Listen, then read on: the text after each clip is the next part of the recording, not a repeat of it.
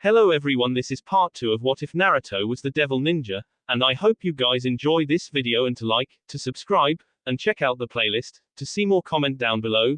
Now let's start the intro. They call me a god. They call me a god. They call me a god. As morning came, Naruto found himself waking up to a strangely warm and familiar feeling. It wasn't one he had felt often. In fact, he could count the number of times he felt this way on one hand. And one of those times he felt this way, he was too busy trying to figure out why he wasn't dead to notice the feeling until well after he was awake. That was not the case now.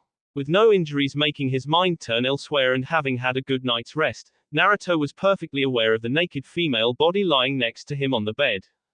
Or rather, the naked female body that was snuggled directly into his side. Looking to his left and down, the first thing he saw was red hair fanned out across his body.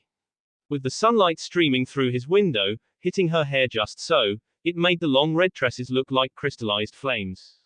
Naruto was not one to wax poetic, but it was easily the most beautiful thing he had ever seen.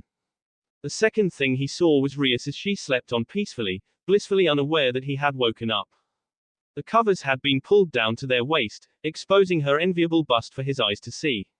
She was turned slightly on her side, facing him, and was using his shoulder as a pillow.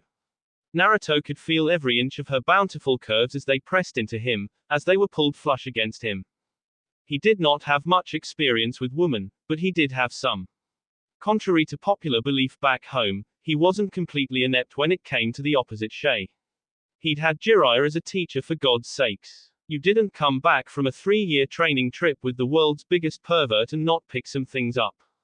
And Sakura always said he was dense. Ha. Who's dense now? Not him. No Siri. He wasn't dense in the slightest. Well, maybe he was just a little dense. Just a bit. Anyways, those few women he had previous sexual encounters with were all put to shame by the beauty lying against him. He really didn't think there was another creature that could possibly be as beautiful as this girl right here. Of course, these were all secondary thoughts. Things he noted with interest but was not really concerned with. There was only one thing he currently wanted to know. How had she gotten in? That was the first thing Naruto wanted to know. He had a ton of traps set up all around his apartment, especially by the windows and the front door.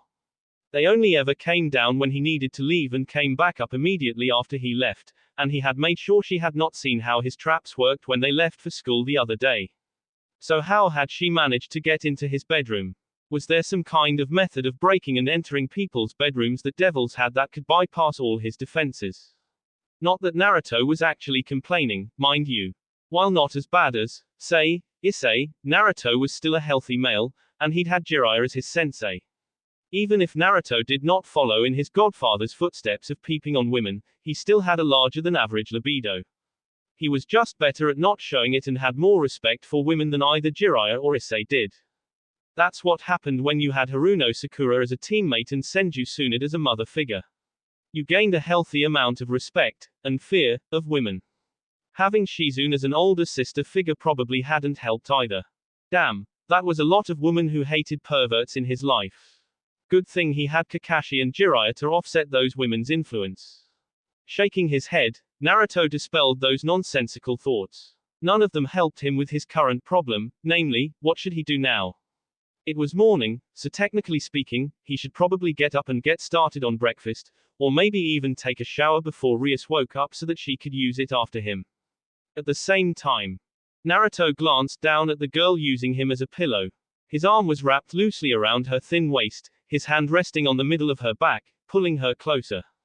He could feel her body pressed against his, her bare breasts felt magnificent against his torso, and one of her legs had hooked itself around his right leg sometime during the night. The silky smoothness of her skin brought an almost intolerable pleasure, causing shivers to run down his spine. Her hair was splayed out across his chest, draping him in a crimson curtain of velvety satin. She hadn't done that the last time she slept with him. At least he was sure she had not done this last time. Then again, his mind had not been all there when he first woke up. For all he knew, she could have been this close and he just pushed her off when he sat up.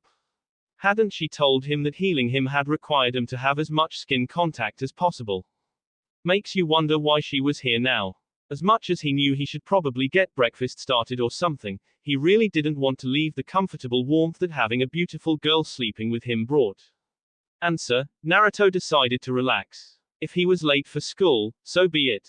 He was far too comfortable to move right now.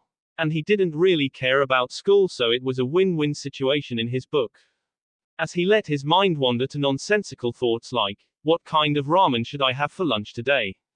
And, I wonder if Sakura managed to pull that stick out of Sasuke's ass yet, his hand began to absently rub up and down Rias' torso and hips. This action caused the girl snuggled against him to begin stirring. As a soft yawn escaped from the red-haired, greenish-blue-eyed girl's mouth, Naruto looked down to see Rias lifting her head from his shoulder and blinking several times as she found him staring at her. Good morning, Naruto-kun, Rias mumbled, smiling a bit. Naruto returned the smile with one of his own.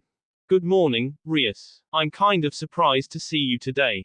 He frowned, turning his head a bit so that she would not see the expression on his face. I kinda expected you to still be with Issei. He tried not to show it, but it bothered him to think of her with Issei. He still wasn't jealous though, just concerned. You know, since you healed him last night and all. Rias pushed herself into a sitting position, once again heedless of her own nudity. Naruto found his eyes unconsciously traveling towards her breasts as they bounced and jiggled with each movement made.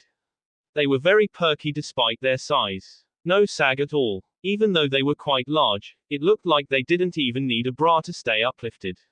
Her pink nipples and areola looked very enticing right now. In that moment, he wanted nothing more than take those pert nipples in his mouth and suckle on them.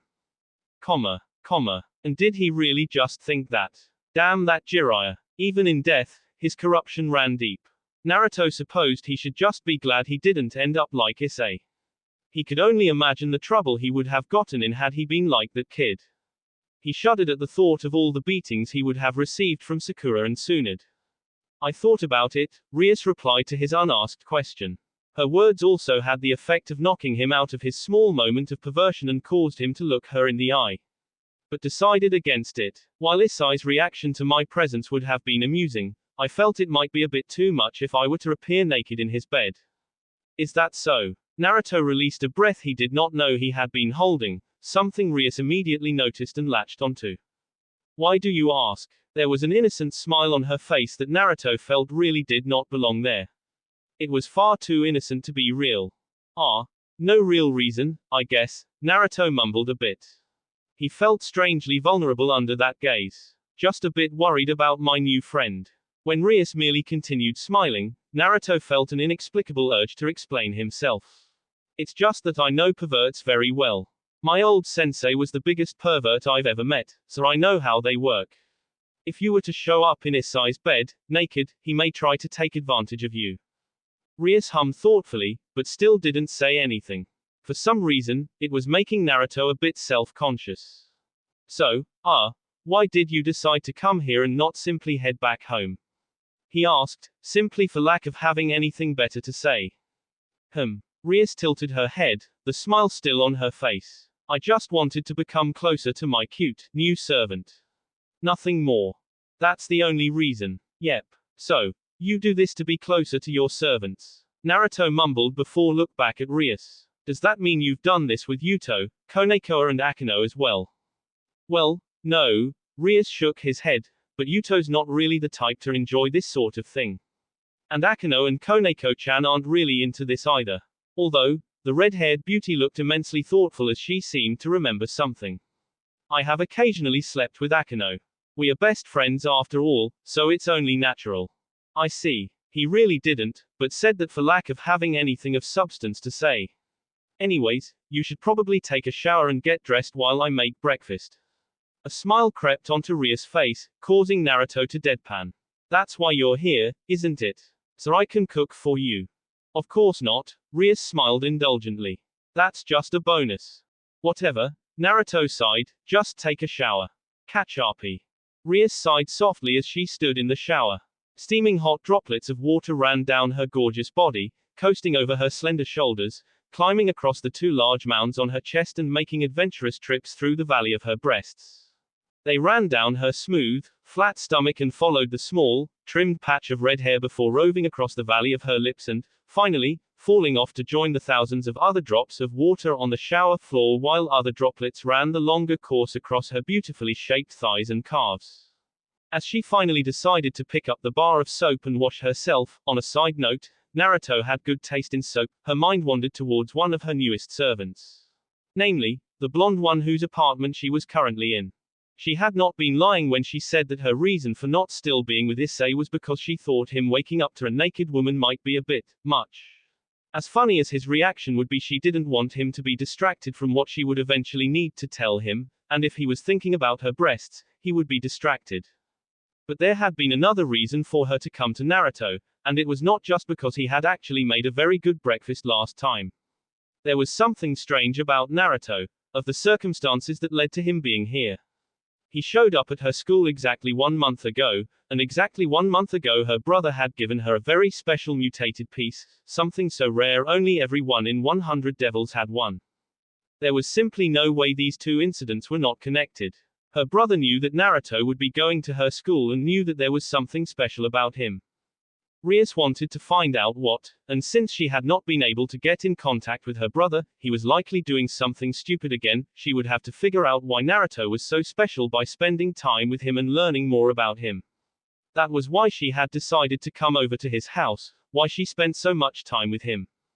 What's more, the mutated piece she had used looked nothing like the other ones she had seen. Her brother had a few of them, so she knew what they looked like. They always still carried the general shape of what they once were. The mutated piece he gave her looked nothing like a standard chess piece. It wasn't a pawn, nor a rook, knight, bishop or queen. It wasn't a king either. It was none of those things. That intrigued her as well. There must be something truly special about Naruto if the only evil piece that worked for him was this unique mutated piece that she had never seen before. That it wasn't considered a standard evil piece, and therefore meant she still had her bishop, knight and rook pieces was the icing on the proverbial cake. Stepping out of the shower, Rias began the long, arduous process of drying herself off. Most of the drying was simply her hair, which she had a lot of. It had been suggested that she cut it before, but Rias rather liked her hair and wouldn't hear anything of it. Besides, Naruto had complimented her hair. For some reason that made her feel it was special. After getting dressed in her school uniform, the young Gremory heiress made her way into the kitchen. It wasn't actually what she would call a kitchen, more of a small place to cook combined with a moderately sized living room. The kitchen was incredibly tiny and only separated from the rest of the room by the floor changing from carpet to tile. Naruto was standing over the stove, making breakfast. She didn't know what it was, but it smelled pretty good.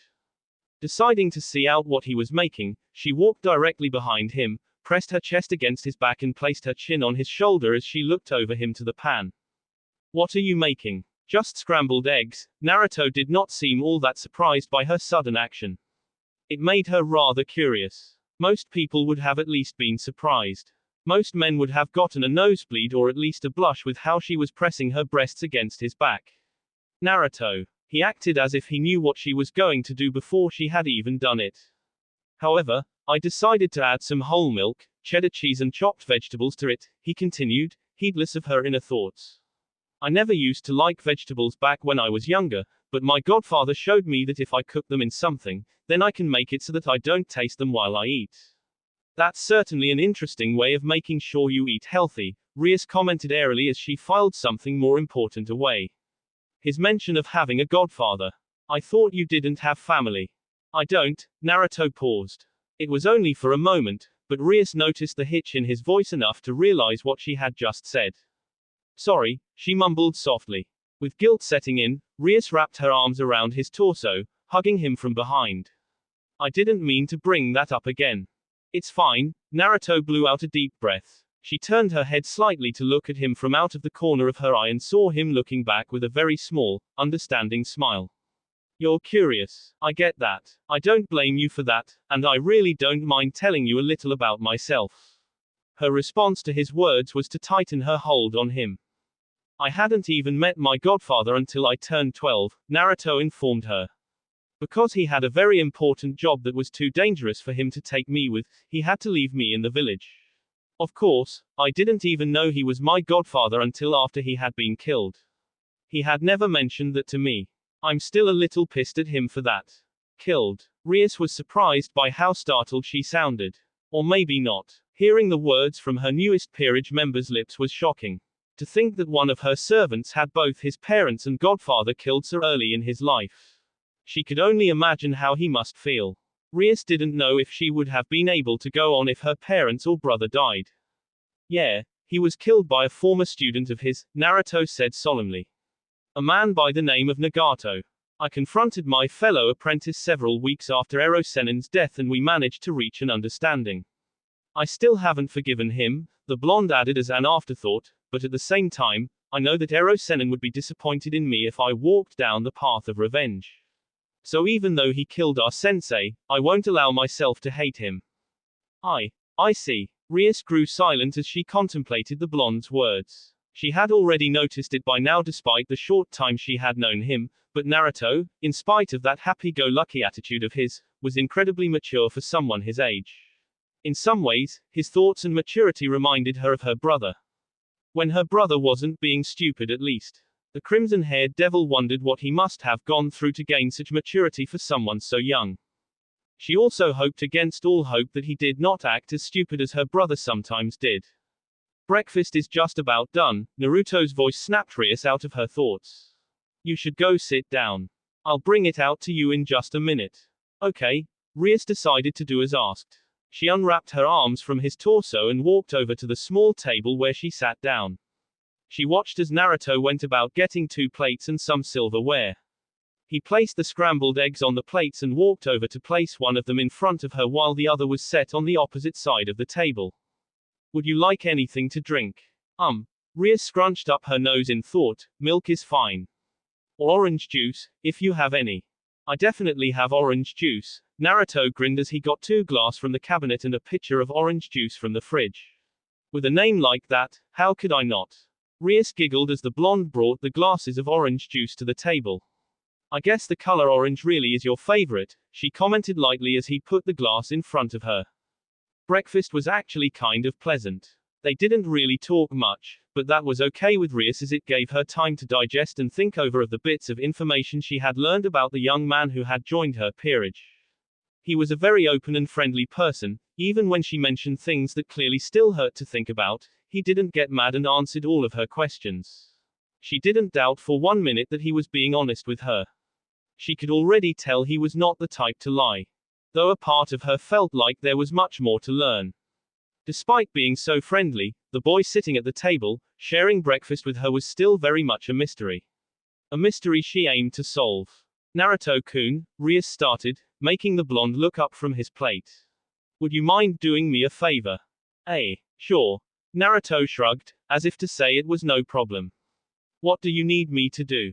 After school today, I need you to grab Issei and bring him to the occult research club room, Rias told him. I think it's time I introduce him to rest of my peerage and explain his situation to him. Also, there are some things I need to inform you and him on that comes with being a newly minted devil. Like those contract things you mentioned last night? Asked Naruto. Yes. Rias smiled at him, so will you do it? Of course. Naruto's bright grin came full force. He gave the redhead a thumbs up. It was kind of corny, but also seemed like a very Naruto-ish thing to do. Don't you worry, Rias, I'll bring the perv to the clubroom after school today. Catch-uppy. Issei groaned as the last day of class ended. Nothing seemed to be going right for the young pervert whose only real desire was to see a pair of real-life breasts. This entire week had been one big mess of confusion and anxiety. It all started with that beating he and his 2 friends had received at the hands of the Kendo Club, followed with being stabbed by his apparently non-existent ex-girlfriend and culminating in getting stabbed once more by a person who had black angel's wings just like Yuma did. Honestly, with all the bad things going down in his life it almost felt like someone was out to get him. Maybe God was trying to smite him for being so perverted. Nah, that couldn't be it. It was the day after that last attack, and he had no clue as to what was going on. This morning, he had woken up in his bed, the wound on his chest completely healed as if it had never happened, and he was feeling inexplicably tired for some reason, not to mention confused and worried. Issei couldn't help but feel like he was slowly going insane. Not even the thought of peeping on the girls at school while they were in the locker room was enough to help him out of his worry. Which really just drove the point home. That Issei, a male known for his incredible lust, was too worried to even peek on girls when they were changing, well, then you just knew there was something wrong. Muttered whispers broke out around the classroom, but Issei ignored them and his friends' inane chatter about the girls they would be peeping on soon. He was too tired to care right now. Oi! A loud, brash voice sounded out. Ero game. Issei looked up at the sound of the voice, his curiosity getting the better of him, to see the same blonde he had been so sure would have remembered Yuma standing in front of him with a bright grin on his face. For some reason, that grin made Issei really want to punch him. Ah, you talking to me? He asked uncertainly. Who else would I be talking to? The blonde asked rhetorically. Rias wants to talk to you, so I'm here to escort you to see her. Now pack your crap and let's go. Issei stared at the boy in confusion. Rias, as in, Rias Gremory, one of the two great ladies of Kuo Academy, wanted to talk to him. Why? Kachapi. Naruto walked into the occult research club room with a confused Issei following behind him. All of the members were already there. Rias was standing with her arms crossed under her impressive bust while Akino stood behind her, hands clasped together in front of her, which had the effect of pushing that monstrously large chest together in a very appealing way. Leaning against the wall to his right was Kiba, and sitting on the couch, munching on some manju was Koneko. Oh hey oh Mina, Naruto stated cheerfully as he walked in and sat down next to Koneko. Trailing in after him, looking both unsure of himself and incredibly aroused as he stared at the trio of beautiful girls he now found himself in the presence of, Issei took a seat in one of the empty easy chairs. Ara, Akino sounded incredibly amused by the young blonde teen's greeting. Good afternoon, Kitsune-kun. Kitsune. Naruto tilted his head inquisitively. Whisker marks, Koneko commented as she set her food down on the table and crawled over to the blonde. Ah. Naruto murmured as he absently rubbed a finger down one of the whisker-like markings on his face. During that time, Koneko sat herself down on his lap and looked up at him imploringly. Naruto got the hint and grinned as he raised a hand and began to gently run his fingers along her scalp. Koneko sighed happily as she once more experienced bliss. Wanting to get more of that incredible feeling, the first year curled herself against Naruto and began rubbing her face against his chest. That just made him even more amused and he couldn't help but indulge the girl a little more. Definitely a cat. A little ways away, Issei looked like he was trying to decide whether he wanted to strangle the blonde for what he was doing or worship him for that same damn reason. To think, this boy, no, this man, was capable of getting such a cute little kohei to enjoy sitting on his lap. It was both awe-inspiring and incredibly depressing for the perverted student who would like nothing more than for a girl to sit on his lap and rub her face against his chest like that. Ara, Akino giggled at the sight of the normally stoic girl turning into a puddle from the blonde's simple head petting. She really has taken a liking to our Kitsune-kun, hasn't she Buku? Buku. Akino looked over at her best friend and king, and promptly felt a bead of seat trickle down the side of her forehead when she saw Rias staring disapprovingly at Naruto as he pampered the 15-year-old, silver-haired first year. Ara. Being Akino, however, she recovered from her surprise very quickly. Is someone feeling a bit jealous of Koneko-chan? Asked Akino, causing Rias to finally turn her head from the scene to face her queen, the frown growing even more prominent. I don't know what you're talking about. Of course you don't, was Akino's sly reply, you fufufu. Rias ignored her best friend's demure giggling and cleared her throat quite loudly. Everyone looked over at her, well, almost everyone. Koneko was still in paradise as Naruto's hands were now in the process of carefully rubbing along her ears, which had the girl emitting an audible purr that rumbled from deep within her chest. Rias' eye twitched. Well, she stated, doing her best to ignore Koneko. She wasn't angry, or jealous. No sir. She just didn't like being ignored. Now that you're here, Issei, I would like to welcome you to the Occult Research Club. Ah, no. Issei rubbed the back of his head as he tried to think of what to say in this situation. It wouldn't be so hard if all the girls around him weren't so beautiful. He was having trouble just figuring out which pair of breasts to look at. Rias Oppai was so perky, yet Akino-senpai seemed to have the biggest bust, and there was something to be said for Koneko's cute little boobs too. They were so cute. Thank you for having me. I'll be in your care. Rias smiled, or tried to smile. She didn't quite succeed, so she eventually gave up. Deciding to give it up as a lost cause, she continued speaking. As you know, I am Rias Gremori, the one behind me is Himejima Akano. The person leaning against the wall is Yuto Kiba, and the two people, her eyebrow twitched again, sitting on the couch are Touhou Koneko and Uzumaki Naruto. We, that is to say, all five of us, are devils. As the silence stretched on, with only the sound of Koneko's purring to accompany the chirping of crickets, Issei could only sit there, blinking stupidly as he tried to come to grips with what he had just been told. He scratched the back of his head, could you repeat that? I could have sworn you just said you guys were devils. We are, Rias confirmed. To further emphasize her point, she, Akano, Kiba and Naruto all sprouted black devil wings from their backs. Koneko would have done so as well, but, well, she was still in happy land.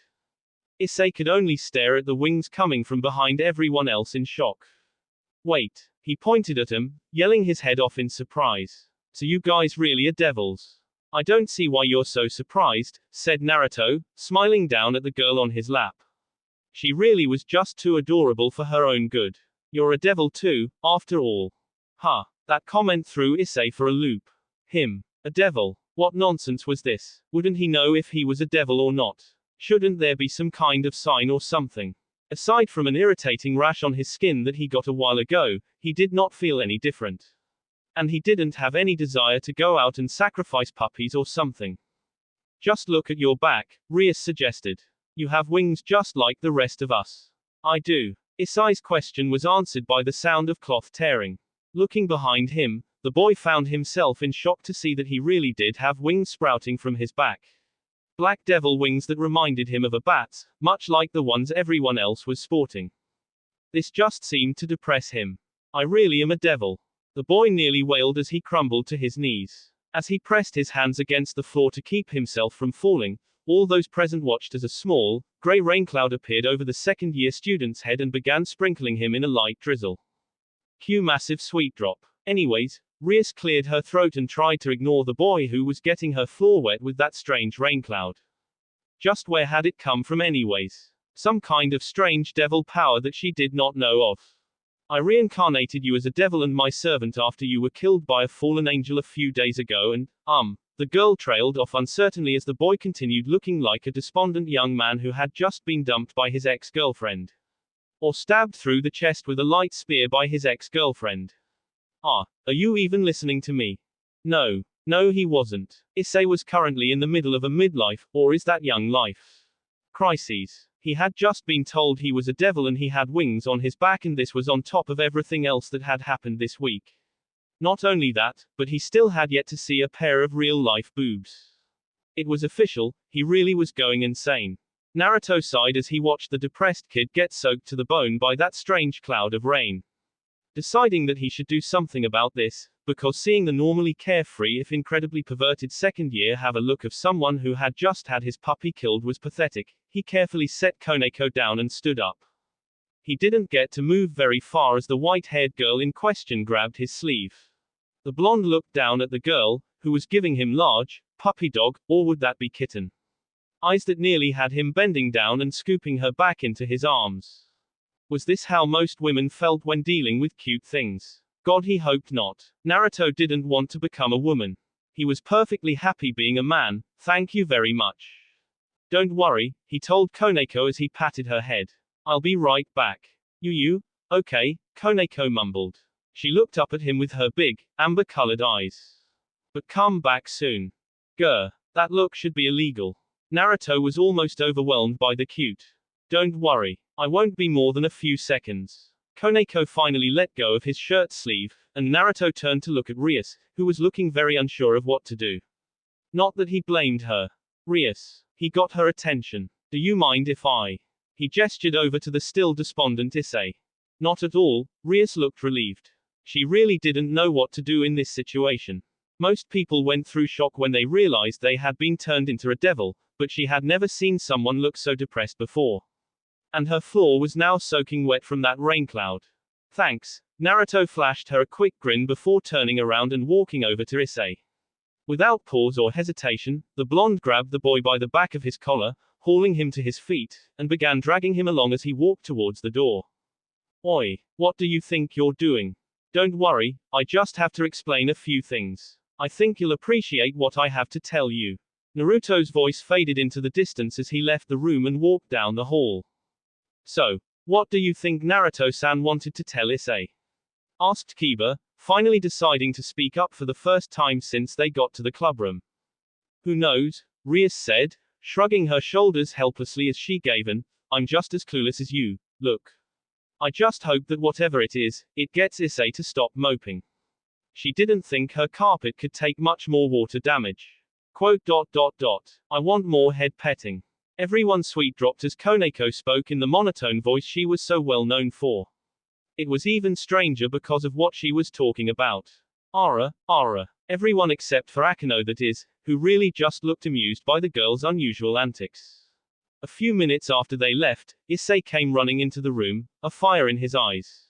He went straight towards a stunned Rias, who almost took a step back when the perverted male got right in her face. Is it true that if I get strong enough I can have a harem? Rias was at a loss for words. Just what did Naruto tell this boy? I guess, if you get strong enough, you can eventually be considered a high-class devil and have your own peerage, which can be like a harem, sort of. She trailed off when she saw Issei's face light up even more. The young man grinned, his eyes burning with an unyouthful, as Guy would say, fire as his hands clenched into fists. Yeah. The shout was so startling and loud that Rias took a step back. I want to be a devil. Now I can throw away all of my poro mags. He shouted without shame. Then he crouched down, a look of utter defeat on his face, his index finger drawing circles on the floor. No, I can't do that. Those are my treasures. There's no way I could give them up just because I have a harem. Pon and Shay are two different things. When you said we might have an idiotic little brother join our peerage, I hadn't realized he would be so enthusiastic. Akino tried to find the right word to describe the boy. Well, enthusiastic was certainly an accurate description of Issei, though lecherous would have worked much better. He's certainly unique. Rias tried to be diplomatic. Failing that, she turned her head to look at Naruto as he sat back down again and was immediately glommed by Koneko. Just what did you say to him? I just explained one of the many perks he could get if he works really hard at being a good devil, Naruto explained with an amused grin as he went back to pampering his cute little Kohei. Being a male, and one who is used to dealing with people like him, I knew how to explain his situation in a way that would help him get over his issues quickly. Right. Rias looked over at the now fired up Issei and wondered if using his perverseness to make him get over being a devil was the best move. Probably not. Well, if nothing else, at least the boy would now be receptive to her teachings. That is, if he could concentrate long enough to actually learn anything. Our race has two enemies. Once Issei had calmed down from his harem high, Rias began to teach the boy some of the basic information he would need to know for his new life as a devil. Angels and fallen angels. Fallen angels are angels that have fallen from grace, signified by the black wings. They are angels who were cast out of heaven and sent to hell due to their wicked nature and impure thoughts. Naruto, who already knew most of this information being shared to the other boy, didn't pay as much attention to the lecture. Instead, he was focusing his time on the girl who had curled up in his lap. He did keep an ear out, though, just in case Rias said something she hadn't mentioned yesterday. Devils want to retain control of hell while the fallen angels are trying to take it over. We have been battling the fallen angels ever since. Issei scratched the back of his head. He looked very confused. We devils make pacts with humans for a price in order to obtain power via the desires, whereas the fallen angels take control of humans and use them to destroy devils. Moreover, Rias continued, heedless of the blank look on Issei's face. God has tasked many angels with the goal of destroying both the fallen angels and us devils, making the situation a three-way standoff. It's been like this for a long time now. That was the gist of everything, though not absolutely everything. This was just the bare-bones basic facts. Rias didn't want to bombard Issei with too much information right now. Going into a more detailed lecture about the history of the three factions would probably take several months to learn. What she told him now should be enough for him to understand his situation. Do you understand everything I just told you? Naruto watched with an amused look on his face as Issei began scratching at his cheek, his confusion more than evident. Not really. All this stuff about devils and angels and fallen angels is really too complicated for a normal high school student like me. Everyone looked at Issei with a massive bead of sweat that literally looked like a drop of water forming on the side of their heads, Naruto especially. He might not be the sharpest kunai in the set, but even Naruto was not that stupid. He could understand things so long as they weren't explained in an overly complicated way. Granted, he probably wouldn't have been able to make sense of Rias' lecture when he was 12, but that would have been more due to a lack of caring than anything else. He hated listening to lectures. Even Koneko was now staring at Issei like he was some kind of idiot, which he kind of was, though Naruto was being hypocritical in his thoughts. No, wait. Koneko was actually glaring at him because his inability to understand his situation had caused Naruto to stop petting her. Never mind. What about this girl? Rias decided to try a different approach and handed Issei a photograph she had grabbed from off the desk. Issei took the photo from her and looked at it. Yuma-chan, he said in shock. Staring him in the face from within the confines of the photo was none other than the girl who tried to kill him, and succeeded. Where did you get this? That's the girl that almost killed you and Naruto-kun, Rias told him. She's actually a fallen angel. But then, this means she really does exist. Yes. Rias nodded, she really exists. I suspect she erased herself from everyone's minds to keep from being discovered. But then wait, Issei suddenly paused as he realized something. If you know about Yuma-chan, then that means, he looked over at Naruto, who had gone back to petting a newly blissed out Koneko, stood up and pointed an accusing finger at the blonde ass that he felt insanely jealous of. You knew about Yuma-chan all along, didn't you? Took you long enough to figure out, Naruto smirked. Why did you tell me you didn't know her then? Asked an angry and somewhat distraught Issei. Because I thought it would be funny. The answer he received actually caused Issei to facefault. His face smacking into the ground, the lecherous high school student groaned at his misfortune. He lifted his head a few seconds later to look at a slightly unsure Rias. So wait, you said you had reincarnated me as a devil after she killed me, right? Rias nodded, still looking a bit concerned by how Issei was acting. Then why did she try to kill me in the first place? I mean, I've never been involved in any of this devil and fallen angel stuff before. So why me? I suspect it's because you have a sacred gear, Rias explained as Issei stood back up. She looked very relieved to finally be getting down to one of the main topics she wanted to bring up. Just how things had taken so long to get to this point was beyond her. Sacred gear. Issei frowned, his head lowering and his brows furrowed as he adopted a thoughtful pose. I could have sworn I've heard that before. Akino decided to pick up some of the slack here and began explaining what a sacred gear was to Issei. Sacred gears are basically artifacts given to humans by the original god from the Bible to enact miracles on Earth. Only humans or human hybrids are born with sacred gears, though they can show up within the ranks of devils and angels if the human possessing the sacred gear is turned. Issei, Rias got the boy's attention as she pointed at him. You have one of those sacred gears within you. A very powerful one if I'm not mistaken, which is the reason that fallen angel tried to kill you. Most likely, she was ordered to by the higher-ups who feared whatever sacred gear you possess. Issei stared at the red-haired beauty for several long, silent moments. Right before he exploded and took her words in an entirely wrong way. The lecturer's second year grabbed his crotch, which he was almost positive the girl was pointing to. She wasn't, but he thought she was. I know I'm a super healthy and viral guy, but are you telling me that my penis is actually a super famous tool nicknamed the Sacred Gear? Within his mind, Issei conjured up an image of various women coming to claim his sacred gear for themselves. He saw them seeking it out, fighting over it, killing over it. Wars started simply because all the women in the world wanted his famous sacred gear. It would have been nice to see so many beautiful ladies fighting over his sacred gear, but if a war got started over him, then wouldn't his life be in jeopardy? Who knows how many women would fight over him and try to claim him for themselves? What if he ended up getting caught in the crossfire of one of those wars and was accidentally killed? What then? As Issei's mind began taking a most unusual and lecherous turn, the others in the room watched the perverted boy's mind run rampant. No, really. There was actually a large viewing bubble that appeared over Issei's head and was showing his thoughts to all of them like it was some kind of movie.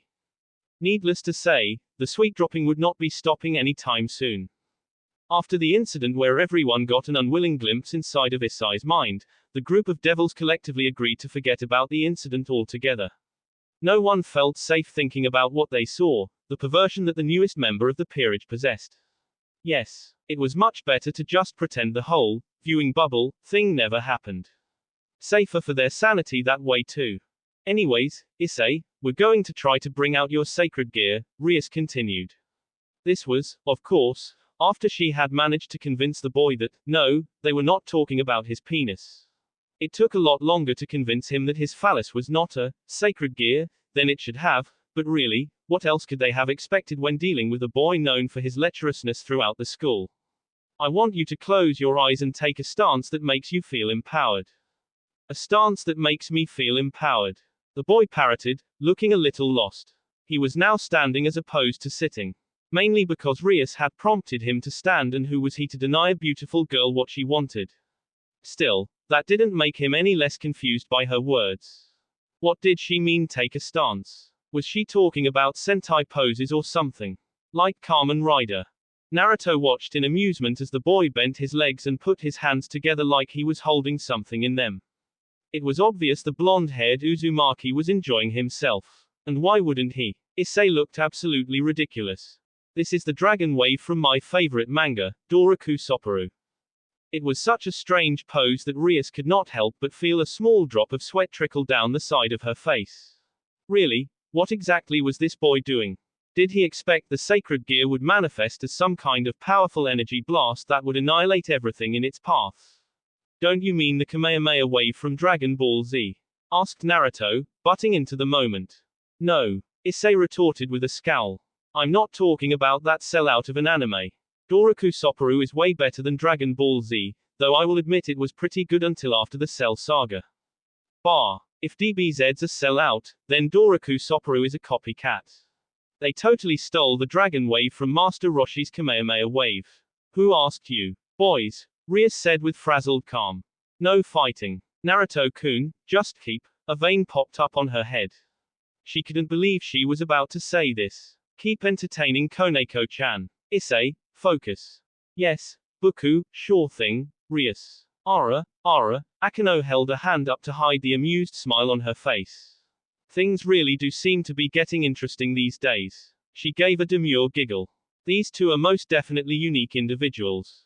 Kiba chuckled. That's a bit of an understatement. From what I've seen, nothing's going to be boring with these two around. Rias sighed as she listened to the conversation of her peerage and began instructing Issei on how to properly activate his sacred gear. Meanwhile, Naruto focused on the cutie sitting on his lap. This would come as a surprise to most people, but this wasn't the first time he'd had a girl sitting on his lap. Or even the 100th time. Of course, that sounded a lot more explicit than it actually was. The last time a girl sat on his lap had been when he was telling the children in Konoha a story about his past exploits, pranks, during the rebuilding process after Nagato destroyed the village. That time it had simply been the harmless act of a child wanting to be close to her hero as he shared his past with her and the other children. What was happening here was a bit different. Koneko had all the cuteness and adorableness one would expect of a kid, i.e., her lowly-like face, yet possessed the sensual body of a budding teenage girl. She may have been much more petite than Rias or Akano, but that didn't mean she didn't have breasts or amazing hips. And dear God, she had the tightest little butt he had ever felt. This did cause a number of problems, as well as one problem that could become a serious issue if he let it grow. Thankfully, Naruto had experience when it came to keeping himself calm while in the presence of beautiful girls. You don't become the apprentice of Jiraiya and not get desensitized to things like nudity and sexual acts happening to and or around you. Naruto had 3 years of dealing with women who worked at whorehouses, taverns, and brothels. While most people never realized it, the blonde had actually grown very used to nudity during that time and had never been bothered when seeing it in front of him. It probably helped that he had created a Roike-chan, his female form when under henge, when he was younger, which required a lot of knowledge about women's bodies. Not that he would ever tell anyone that. He wasn't going to let himself get beaten over something that happened a long time ago. No way, no how. A sudden spike in energy had Naruto's head snapping over towards Issei. It was strange, but ever since Rias healed his destroyed chakra coils, his sensing abilities had been much better than before. He wondered if it had something to do with his smaller coils no longer causing his own chakra to fluctuate so wildly. Naturally, as soon as he began wondering about that, he stopped. Thinking about chakra theory gave him a headache. That was why he left the theory to Sakura. Looking at Issei, Naruto had to raise an eyebrow when he saw the thing that had appeared on his arm. It looked like a red, armored braca with yellow accents and a green jewel on top of the back of Issei's hand. His fingers were uncovered, making it look like some kind of high-tech disc shooter or something. "That's your sacred gear," Rias said with a satisfied smile. She was quite proud of her pawn's accomplishment, despite the fact that activating his sacred gear really wasn't much of one.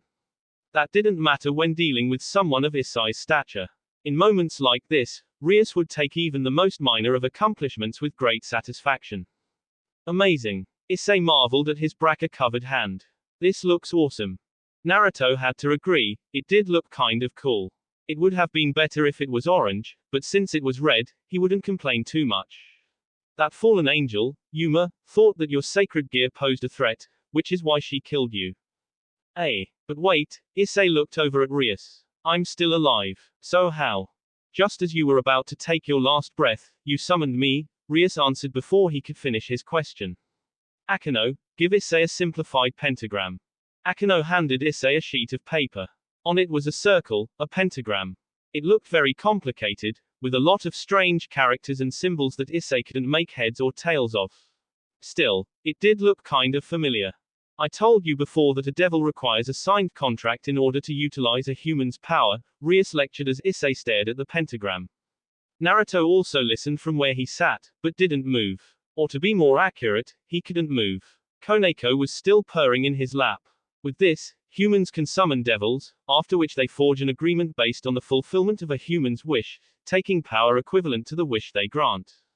Even Naruto, who wasn't actually as stupid as he sometimes acted, thought the whole thing was needlessly complicated. He got the basics of it. Devils make a contract and grant a human their wish and in return a given power. It was sort of like how summoning creatures required something from those who summoned them. Toads required subservience to a degree and snakes required sacrifices. In return, they would aid you in battle. Still, learning the more intricate details of something had never been Naruto's strong point. It didn't help that he had a very short attention span. In recent times, humans who can draw this kind of pentagram have become very rare, almost non-existent. That's why we were giving out simplified pentagrams to people with strong desires. Both Issei and Naruto looked at Rias. "Issei, you happened to be on the street that day, where you received one from one of our familiars passing out the forms." Issei scrunched his face up as he tried to remember that moment. It took some effort, but he eventually remembered receiving the sheet of paper from a cute girl when he was waiting for Yuma to meet him for the date. Of course, remembering that moment also made him remember Yuma stabbing him in the stomach. Needless to say, Issei could not help but feel a bit depressed. Rias continued on, either unaware or ignoring Issei's increasing depression. She placed the back of her fingers against her cheek and offered the lecherous pervert a coy look. "In your dying moment, your wish was to at least die in the arms of a beautiful girl. When I was summoned, I discovered that you had a sacred gear, so I saved your life." Issei nodded his head to everything he was being told. It made sense to him, sort of. He didn't really get a lot of what they were telling him, but he understood the basics. He had been killed, Rias saved him by turning him into a devil, and if he wanted to become a harem king he would need to grow stronger. And really, that last part was all he needed to know. Yes, not even being a devil meant anything to him so long as he could get his harem. He was perverted like that. Despite not being the kind of person who enjoyed learning new things, Naruto did find himself strangely fascinated when Rias began explaining the devil hierarchy. There were apparently 4 different classes of devils: lower, middle, upper and elite class, otherwise known as the ultimate class. The lower class devils were the ones like him, Issei, and the other members of Rias' peerage. Humans and hybrids who were reincarnated as devils. Essentially, all new devils were of the lower class. The middle class was where devils finally gained recognition and were given the titles of either baronet, baroness or knight dame. After that was the upper class, where devils could be given titles such as marquis, margrave, margravine, count, countess, viscount, viscountess, or baron, baroness. And finally, there was the elite or ultimate class. This was the highest level one could ascend to among the devil hierarchy, with titles consisting of Demon Lord, Great King, Archduke, Duke and Prince, Princess. Naruto really didn't care much for the titles, or for gaining nobility. He had seen what most nobles were like. The Hyuga had been a bunch of stuck-up pricks with their own heads shoved so far up their ass it was a wonder they could smell those incredibly fragrant gardens that littered their ridiculously large and expensive residence. No way in hell Naruto wanted to be like those guys. Though, thinking on it, wasn't Rias a part of the nobility? She was a really awesome person from what he had seen so far. He enjoyed spending time with her. And she couldn't be the only one among the nobility who wasn't a stuck-up snob. Right. Well, whatever. Being a noble still didn't interest him. However, he did manage to pick up something from all this. Those who were considered ultimate class devils were supposed to be the strongest rank among their species. He supposed it was similar to an S-rank ninja, which were supposed to be ninja who had skills on par with a kage but weren't actually kages, like the Sannin or members of the Akatsuki. They were recognized as the best and strongest amongst their peers. In other words, they were the ultimate badasses. Answer: Naruto finally found himself with a new goal in life. He would become an ultimate class devil. No. He would become the strongest ultimate class devil. The undisputed most powerful devil in the entire world. Yes, that was his new goal. Too ambitious. Remember, this was the kid who, at the tender age of 8, decided he was going to become Hokage. Uzumaki Naruto never does anything half-assed. It was all or nothing with this guy. So if I become a noble, having a harem will no longer be a mere dream. And, of course, there was also that guy. Naruto sighed and shook his head at Issei's words. The boy had a one-track mind when it came to life. Harem this, harem that, harem king. It was a wonder the boy had any thoughts in his head other than harem. Truly, this boy must be Ero Sennin's reincarnation or something. That was the only logical explanation for how there could possibly be someone so perverted in this world. That's right, Rias smiled at the pair. I expect you two to work hard from now on. Yes, Buku, you've got it, Rias. Good. And for your first task, Rias showed him a flyer with a pentagram on it. You two are going to be handing out these flyers. Catch RP. Issei felt like crying as he stood on the sidewalk, trying to hand out flyers to people. He knew he shouldn't be taking this so hard, but he just couldn't see how handing out flyers to people would help him gain a harem. Whoever heard of a harem king handing out flyers? Clearly, this boy never heard the term baby steps before. Cheer up, Ero Debagame. Naruto said cheerfully as he handed out another flyer to someone, who smiled at him as they took it. Unlike Issei, who seemed to be having very little luck in handing out flyers, the blonde was very good at sensing people who had strong desires. It was strange, while Naruto had been good at sensing negative emotions before thanks to Kurama, he had never been able to sense people's emotional state beyond that. Was this a part of being a devil? It did sound kind of like something they would be able to do. Well, whatever, he didn't care for semantics. The point was he could, and that was all that mattered to him. Easy for you to say, Issei felt his jealousy spike as the blonde managed to get another cute girl to take one of his flyers with a smile. How was he doing that? You're not having any problems handing out flyers. That's become I'm just that awesome, Naruto replied with a bright smile.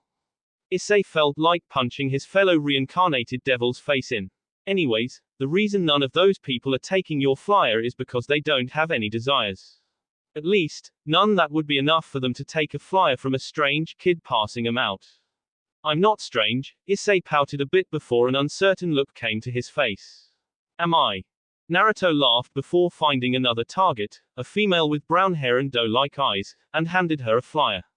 There sure were a lot of women who had strong desires. He wondered why that was. Then again, most women seemed to have more wants than men.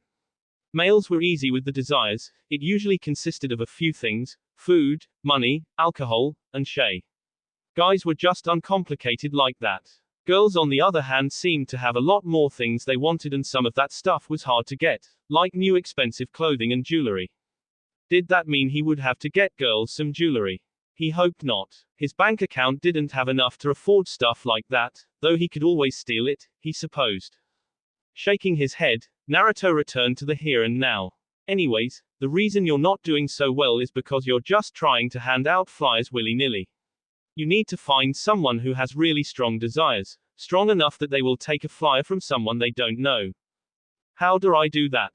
Issei was looking very awkward and confused by Naruto's words. Just how did you tell if someone had strong desires? Were they supposed to look or act differently than everyone else or something? You're a devil, aren't you? Naruto asked rhetorically. Another female passed him and he handed her a flyer with a smile. You should be able to feel out people who have strong desires. Issei frowned as he tried to feel out people with strong desires. Unfortunately, this led to him getting slapped when he ended up staring at a girl for so long that his natural propensity for perversity had him looking at her breasts. Ugh, it's useless. Naruto chuckled as he handed out another flyer. You know, if you keep sucking this bad, I'm going to hand out all these flyers before you hand out even one. I hate you, Issei grumbled as he glared at Naruto, who just smiled back.